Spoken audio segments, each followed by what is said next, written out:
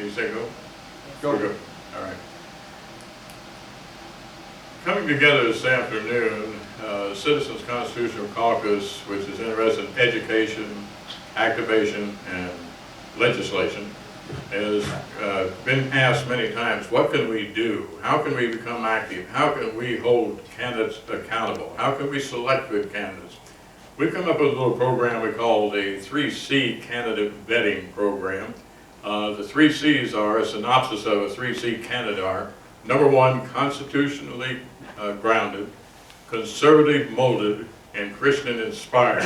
And these are the 3 categories that we're looking for. We found this in the founders, and we want to find it in candidates today. I had invited April Major, who is here by my side now, to participate in the 3C candidate vetting, along with her opponent in the primary coming up May 6th for Senate District number 15 here in North Carolina, Dr. Jim Fulgham. He respectfully declined to be here today. So we will proceed with the procedure with April. And to give some idea of what we're up to, I've given to her a servant's pledge, and this is a pledge to the candidate's constituents. And it starts out, I believe, in the right to life, liberty, and the pursuit of happiness, which I think is mentioned someplace in a few documents back at the beginning. I believe in limited government, fiscal responsibility, the Constitution, the Bill of Rights, and the rule of law. And I've talked to a lot of candidates. When you say, what is the rule of law? They don't really know.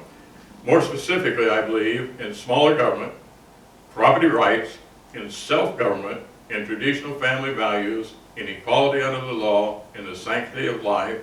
The Constitution is as relevant today as when it was written, that Christianity is not detrimental to our society. All these are yes or no questions. April had answered all those yes. Furthermore, I profess that I've read and studied the Constitution and Bill of Rights. The answer is yes. When asking candidates this, I am amazed that the numbers, well, I think I read it a long time ago, but I haven't updated, and so therefore, plus then we send out another little questionnaire. When did you read it? What do you understand about it? What's that? The last time I read the Constitution and Bill of Rights was, and this has not been updated since then, but when was the last time you read it? It was probably right around 2 years ago. Okay, about 2 years ago. You remember it all now. Okay, good enough. And I understand that this comes because she ran as an independent 2 years ago for the House in North Carolina.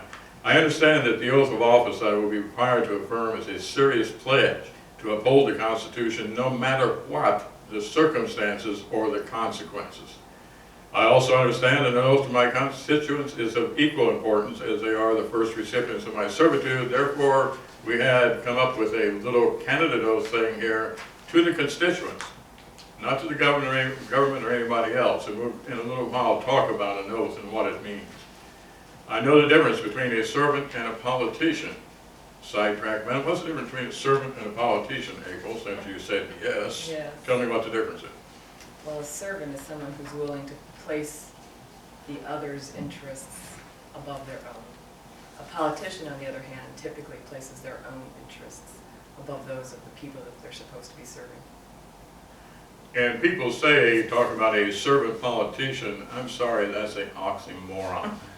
There ain't no such thing that I can find any place. So I know the difference between a republic and a democracy. Give me a little explanation. What's the difference between a very simple republic and a democracy? Okay, so a democracy is an entity that's ruled by the people. A republic is an entity that follows a rule of law.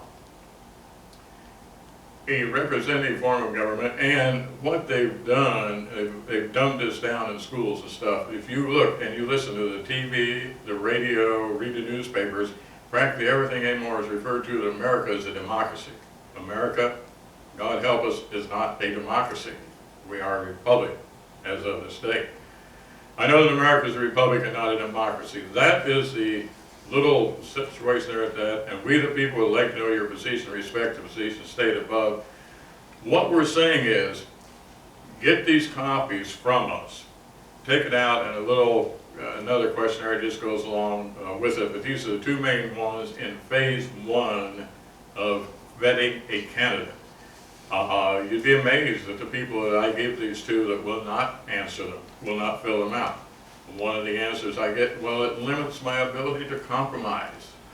Excuse me? Solowinski was great on compromise. He almost invented a word in a modern term. Compromise is not where we're at. We stand on principle, we stand on convictions. But this starts the situation. We've done that now today to show this, to read these off to you. Now we're going to take it the next step and into phase 2. And there'll be some questions, and I'm going to be joined by some difficult questionnaires over on the other side. Mr. Jeff Lewis from Patriot Coalition here in North Carolina and other places, but home base out of North Carolina. And Mr. Richard Fry, who is an attorney from Kansas, constitutional attorney, well respected around the countryside. So I'm going to start off with this. With a hum. Was that the right octave? Was that the right tone there? That hum, was that the right pitch? Okay. With some of the more simple questions, so to speak, and then I'll let them dig into the different. I do wish that your opponent was here to answer the same question. Why did you decide to run for office? Easy question. Because I never served in the military, and I was always a career person, and I started raising my family late in life. And so as we get older, we see more specifically what's happening with our values and morals in this country, and I wanted very much to leave this country in a better place than I found it. And I wanted it to be a much freer country for my children and for my grandchildren. And I guess you don't really appreciate that until after you've had children and you have your family. And so for me, because I never served in the military, I thought that this would be the right opportunity for me to be able to marry my skill set and my experience with the desire to serve. And so for this reason, I decided to run for office. What preparation or training did or do you have to be a servant representative? So I'm the oldest of 9 children, and I've always been an extremely responsible person. But for the last 30 years, I've been an engineer. I'm an educated engineer, and I am a quality compliance manager for an aerospace company. I just have always felt very responsible, very much the kind of person that has wanted to do things. I'm a doer as opposed to a talker. You will never really see me getting up to talk just for the sake of hearing myself talk. I believe that God gave us 2 ears and 1 mouth for a reason. And so I've always been very much involved in solving problems, coming up with creative solutions, and working with people at all levels of the organization to implement solutions that will ultimately eliminate a problem. So you're not an attorney, I'm you're not not a politician. No, sir, I'm not. Praise God. I am a Six Sigma black belt. And what that means, for those of you who may not know, is that being in the quality world, I'm also very familiar with statistics, and numbers have always been one of my strengths. And I use that information, I use facts, to help understand where the real root cause is for a problem. Six Sigma black belts are the kind of people that can understand what those statistics are trying to tell them, and then to understand where there needs to be some resolution or solution to attack that particular issue. All right. Do you have a campaign manager? My husband is my campaign manager. All right. And I presume he stands behind what you do and agrees 100% with what you're, well, 99%. 99%, with that's right. what you're doing. I'm pretty demanding when it comes to my campaign. And because of some things that will come up later, I'll ask this question. Does he share the same values? Does he in any way disagree with anything that you're saying or doing to run for office, or have anything that would be detrimental to your election? As far as agreeing, he and I are very much on the same page that this country is going down the wrong path. He follows different people as far as what they believe are solutions to changing this country's course. I'm still a believer in trying to solve problems, I'll say in a professional manner. There's other people who have more extreme views. I think my husband has a real strong knowledge of both types of solutions, because in the end, you never know which is the one that's going to be needed. But basically, on principles and character stands, you are in agreement. We are in complete agreement in that And, regard, yes. Neither one of you are doing something the other would say, shouldn't No, be doing that. Not at all, Okay. no. And I don't know how you could live under the same roof if you thought that differently. Right. All right. You will probably be asked to swear an oath if elected to office.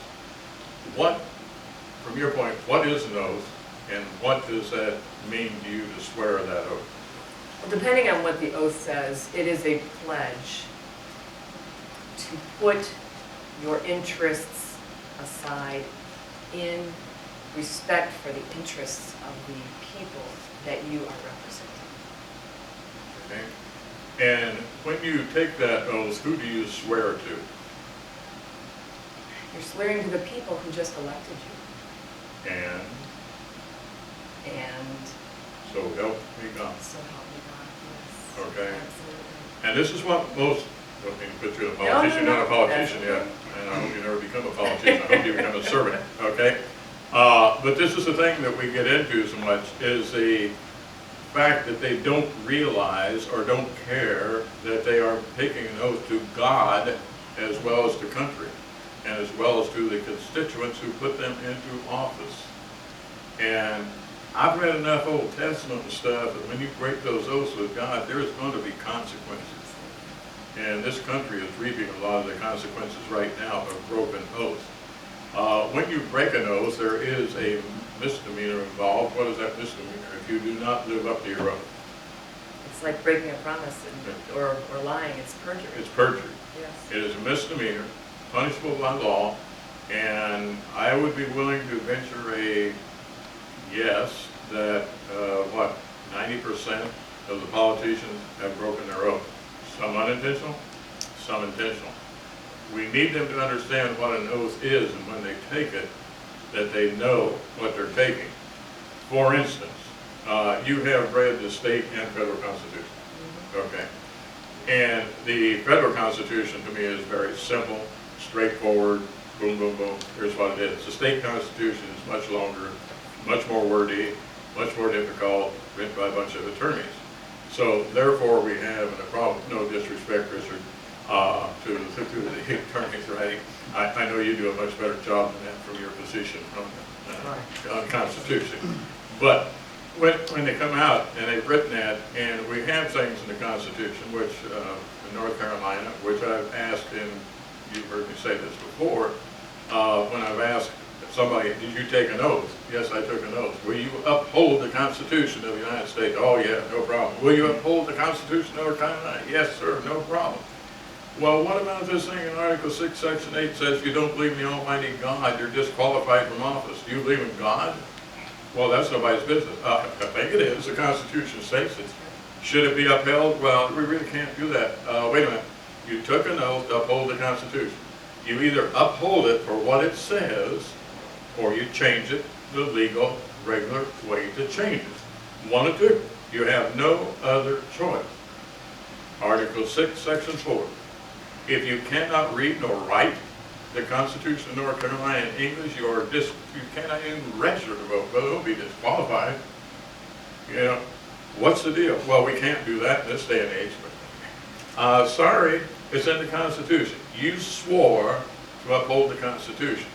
So this is where we're coming from. That they just, number one, don't understand the Constitution or the oath. I'm sorry, or don't care what it says, or have bought into this persuasive way of interpreting the Constitution, kind of whatever fits my needs. All right. How would you respond to an interviewer's question and we're not going to be going into the interview this afternoon. We have a little thing on how to control an interview, but I really need to go over it quite seriously on it, where you take control of the interview and the interviewee on the thing. But you ask the question, and it comes up all the time: separation of church and state. How do you answer separation of church and state? How do you approach it? Well, first of all, our country was founded on Christian Judeo principles. Okay, so the two are very much intertwined, and all of our laws are supposed to be founded on Judeo-Christian principles as well. So I don't know how you can possibly separate the two. The Constitution provides for us to not identify one religion over another. We all have the ability in this country, or the freedom in this country, to practice our own religion, our own faith. That is what was meant by the Constitution and freedom of religion. But this separation of church and state has been twisted. It was words written by Jefferson to help explain what the intention of the Constitution was, and it has been turned around to mean something completely different. All right, I've got some others here, but I've got the two gentlemen over the right. You've done the easy stuff now. The easy stuff, all right. Now we get down to nitty gritty. This is what I call phase 3. We've come through the phase 1. We've answered the question satisfactorily. We have to see if you're going to live up to it, but you answered the question satisfactorily. Phase 2, you've done okay on that. Now, gentlemen, go for it. So you want to be a public servant? I've been asking this particular question to public servants, to Tea Party groups, family, friends. You ask Councilor Fry. I run into military officers on the Metro in D.C., and I'll ask them this question. How many articles in the Constitution? 17? No, it's not true. That's not true. No, it's not. No. Sorry. 17. Captain Kenny, Jim Kenny, our debate opponent this morning, is the executive director of Convention-of-States. He's a retired Navy captain. For those that aren't familiar with the ranking system in the Navy, it's a little bit different than it is in the Army or Air Force. A Navy captain is equivalent to a full-bird colonel. The next step up the chain of command is admiral. As a colonel, it'd be general. And whether you enlist in the military as I did, or you go through the officer process, you take that oath several times, just up front. I think before I got out of basic training, I mean, from the time I had signed the paperwork to enlist, I took it that day. Before I shipped off, they had me take it again. When I got into basic training, I had to take it again. Before I graduated, and I didn't just have to, by the time I got through just the basic training, I couldn't read it to recite it. I had to be able to recite it from memory. So they were trying to instill in my head a sense of responsibility of what I was about to undertake a responsibility for.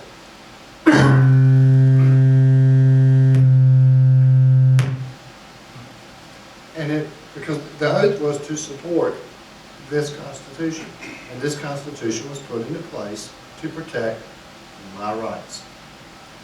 Now, if you're wanting to be a public servant, I did not come to your home, and it's not picking on you. And this is for the benefit of all the people that are watching, because we're also live streaming this and recording it, and news recording it. You go. It's like the National Press Club here. But for those people who are vetting candidates, you need to ask them. Let's start with the basic questions, and that's the question that 99 out of 100 people that we ask get it wrong. So don't feel bad, but you've been warned, and there will be a quiz later. But I'm going to give you a memory hook. There's 7 articles. God gave us one for every day of the week.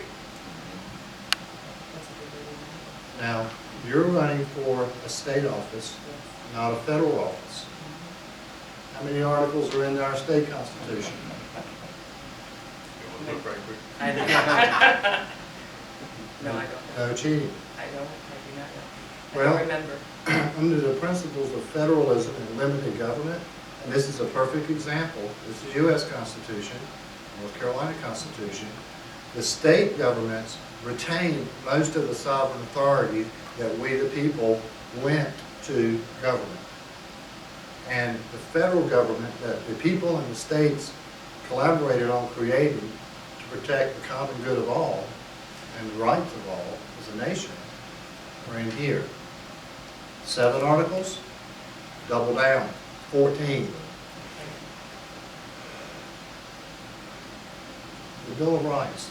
We say our rights, if you look at the Declaration of Independence, it's very clear where our rights come from.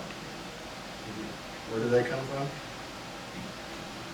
The Bill of Rights? Where do Or our our rights come natural from? God-given rights? They come from our Creator, Yes. God. That's right. They don't come from man. That's right. So you're probably familiar with which of the amendments to the Constitution, what we refer to as amendments, are the Bill of Rights. Which ones are they? The Bill of Rights in the federal Constitution are which ones? Freedom of religion? No. What are they? You want to know what number? I'm going to start with just the basics. Okay. Because there's 7 articles in the federal Constitution. Because you're going to, even as a state office holder, Article 6, Clause 3 requires you to take an oath to support and defend this one, too. So, this is also put into place to protect our rights and put restrictions on that federal government that we, the people in the states, created. The first 10 amendments kind of lay out, just in case y'all forgot, what our rights are. The Bill of Rights is 10, right? Which one of the articles in our state constitution, because you're going to take an oath to support and defend this as well, since you're as a candidate, you're coming to me saying, look, trust me, I want this job, and I'm going to be watching your back while you're out doing the normal things of life. Your job, your family, educating your kids, your pursuits of happiness. So I need to get a warm fuzzy that you know what my rights are and where they come from. I want to know that at the very least, let's just get the basic foundation. Where will I find my rights in here? The delineation of what they are. Which article? I can't tell you that. I'm sorry. It's the most important part. It's Article 1. Article 1. When North Carolina, and Mr. Kennedy referred to it earlier today, that North Carolina was the only one that refused to ratify without a Bill of Rights. And North Carolina, being the Southern gentlemen that they were, they didn't just reject it, they postponed the vote. And what they sent back to Washington wasn't a Bill of Rights, it was a declaration. They were declaring we had rights. 20 of them, not just 10. So there was a double down there too. 10 for the national government to be aware of, and there's 20 declarations, 20 rights that North Carolina declared, and they sent an additional 26 proposed amendments for consideration as part of the Bill of Rights, Sure. as a reminder. But if you repealed any of those, you repealed the Bill of Rights, if you repealed our Declaration of Rights, would it change anything about our rights? No. Because they didn't come from the government. That's right. Exactly. They come from our Creator.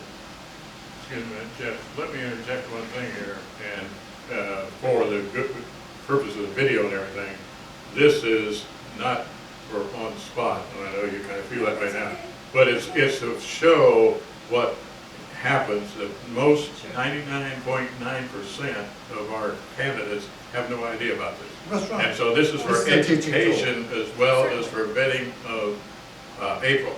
We want people to understand this stuff, that it's, you know, they just don't do it. I mean, that's the average candidate, doesn't read, doesn't study, doesn't know beans about it. Right. And we Right, get, and I don't mind, honestly. I mind not being able to answer your question. My father was a history major when he was in college, and he had a passion for history. My son has a passion for history. I enjoy history, in the sense that it helps me understand where we came from, but I'm not I didn't a understand how, historian. I didn't understand Right. how important history was either. Right, exactly, until you started to see how history is changing or it's being deleted from your very eyes, right? I always thought it was going to continue to be there forever, and I could always refer back to it at a later point when I needed to. Right. But in reality, that's all being changed. So if you're considering being a public servant Sure. to protect my rights, and this isn't just you, this is any, and we go to candidate forums, I can understand. and your people concern. ask feel-good questions, and the candidates give feel-good answers. Mhm. And I don't, no disrespect to you or any candidate for public office, but I don't care how you feel about any specific issue. Sure. I care about, will you keep your word? Do you believe our rights come from the same place? Do we share the principles and values? I do want to understand that, be on the same page on that. And if you don't know it, well, you look it up and study it and find out the right answer. Right, and that's Well, what Jefferson said. I think I would even go informed beyond that. discretion. I would definitely put in place somebody who can help me with that, because clearly that is a weakness that I have. And when you are trying to do something right, you're not going to be the expert in all things, right? So you Right. have to know which resources, where to go to get that information, and they have to be people with whom you have built a relationship with that you trust, that are Right. doing, or are going to advise you based on a similar ideology, basically. Right. So basically, when candidates come, if you want to be a candidate, understand the rules of engagement, and these are the rule books. And that we the people are the employers, and that the public servants, they're the employees. And that there's, if you work for an aerospace company, I did too, and I knew what you meant by Six Sigma. But You have rules, there's rules, there's company policies. Right. And if you, for that aerospace company, fail to uphold the company policy, you're gone. Exactly. And we the people need to hold our public servants, our employees, to that same litmus test. Here's the employee handbook.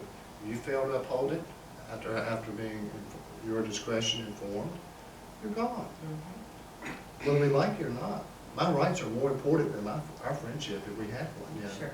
If we don't know each other. I liken this to my 20 years of experience in the automotive industry, and then when I switched over to the aerospace industry, thinking that my skill set was transferable, which it was, but my knowledge was completely different.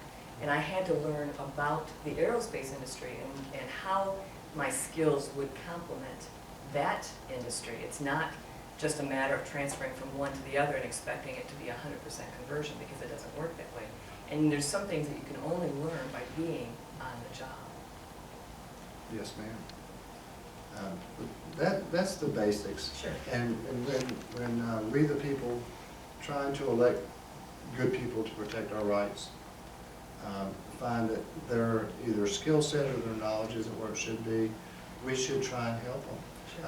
I tell my state representative and state senator and my congressman that if you need my help, come let me know. I'll come stand beside you, behind you, or in front of you if need be. But we have people in office right now who don't believe that they need help, and therefore they're going to make those decisions unilaterally. And that's not what this is about. Well, if the decision is it, you know, when Don was setting up the Citizens Constitutional Caucus, and Councilor Fry and myself were on the advisory council for the caucus, we talked about, were we going to get into issues? And I said we shouldn't. We should get into, stay focused on the principles and the values, because there's a million issues. But if we can come to a meeting of the minds on the principles and values, when we're vetting candidates and helping develop candidates and educate them, then we won't have to hold their hand through every decision they make. Sure. Dr. Taylor, who runs the National Center for Constitutional Studies, when I took their course, I thought they were going to teach me the Constitution. He runs a charter school out in Mesa, Arizona, and his students have to be able to recite and explain the 28 Principles of Liberty before they can graduate. And I said, they don't have to take a test on the Constitution? He said, no. If you understand the principles of liberty, then every decision you run into, you'll know whether it's right or wrong. And then you can come to the organic documents to find either the validation or the protection of, for that principle or value. And the principles are more important than even the paperwork. And so we can send those out to people. You have those written down someplace? The 28 principles of 28 liberty. principles. They're on the internet. Within the 5,000 year leap. Yeah. But one thing I would like to mention is that I was raised in a very Christian family, and I was always a big believer of the Ten Commandments, Mhm. right? And so I always believed that if I followed the Ten Commandments, that that would be enough to govern my life. That's only my life. Right. And so the Constitution is actually there to help me govern for other people's lives, if I'm elected to represent other people. Well, I see the counselor's giving an answer here. So, my basis got complicated. Now the fun begins. So those were the easy questions. Yes, thank Let's you so turn it over much. to our general counsel, Mr. Fry. Oh, these aren't that hard. I failed 9 out of 10 of them when he gave them to me, so no, they're easy, people, no problem. Well, they are very easy. And, you know, we have 200 years of case law that says that the Constitution was written for the average citizen or the average voter.